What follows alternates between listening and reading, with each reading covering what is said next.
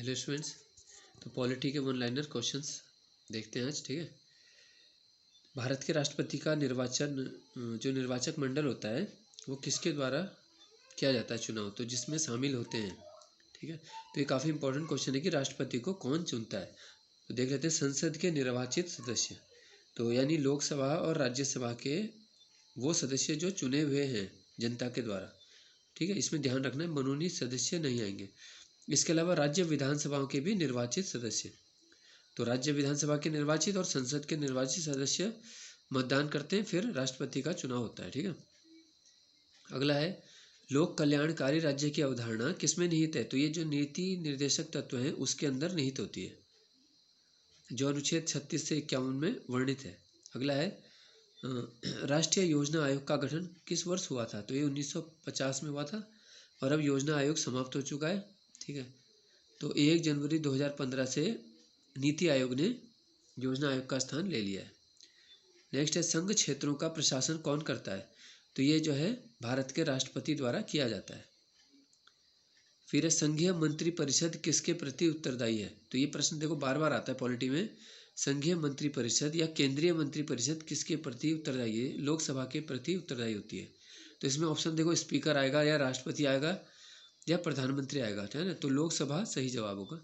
जब कोई विधेयक, अगला प्रश्न है, जब कोई विधेयक संसद द्वारा पारित हो जाता है तो राष्ट्रपति को क्या अधिकार होता है उसके बारे में, तो या तो वो देखो उसको पास कर देते हैं या उसको पुनर्विचार के लिए वापस भेज सकते हैं। ठीक है, अगला है देखो जम्मू कश्मीर का संविधान कब लागू हुआ था, तो अब पूरे देश का संविधान 1950 में लागू हुआ है, तो ये 7 साल बाद याद रखना है, 1957 में लागू हुआ था 26 जनवरी को।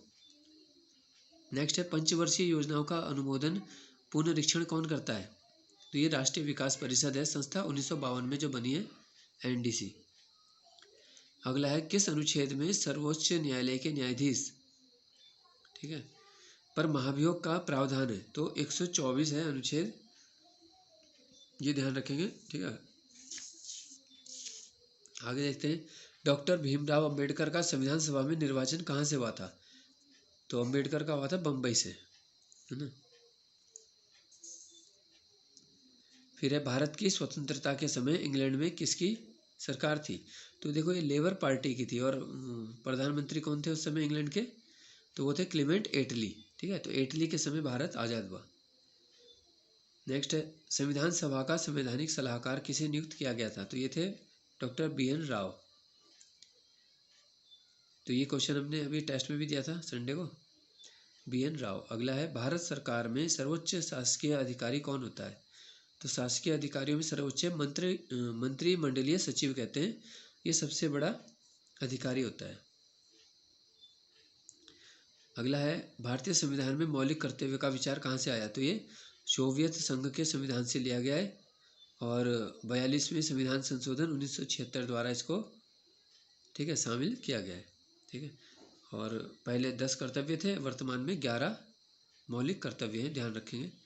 अगला है अन्य रजवाड़ों के भारत में विलय के बाद भी किन 3 राज्यों ने भारत में शामिल होने में विलंब किया, तो बहुत इंपॉर्टेंट क्वेश्चन है कि कौन सी देशी रियासतें थी या रजवाड़े थे जो भारत में शामिल होने से जिन्होंने मना किया था या देरी की थी, तो ये था देखो जूनागढ़, हैदराबाद और जम्मू कश्मीर। ठीक है,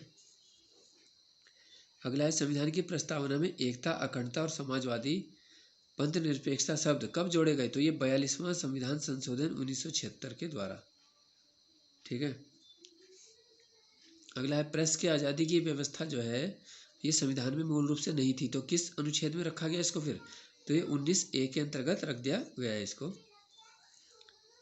अगला है संपत्ति के मौलिक अधिकार को कब और किस संशोधन से समाप्त किया गया, तो देखो 44वां संविधान संशोधन 1978 के द्वारा संपत्ति का अधिकार अब क्या है, एक कानूनी अधिकार है।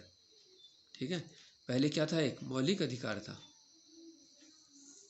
और लास्ट है किस मौलिक अधिकार को डॉक्टर अंबेडकर ने संविधान की आत्मा कहा, तो यह संवैधानिक उपचारों के अधिकार को, ये कौन सा है, अनुच्छेद 32। तो ऑप्शन में देखो मौलिक अधिकार भी हो सकता है, या अनुच्छेद 32 होगा या संवैधानिक उपचार का अधिकार। और अनुच्छेद 32 में क्या है, 5 प्रकार की रिट जारी की जाती है, इसी कारण से डॉक्टर अंबेडकर ने इसको संविधान की आत्मा कहा है। और दूसरा प्रश्न ये ध्यान रखेंगे कि संविधान की कुंजी क्या है, तो संविधान की कुंजी है प्रस्तावना। ठीक है, धन्यवाद।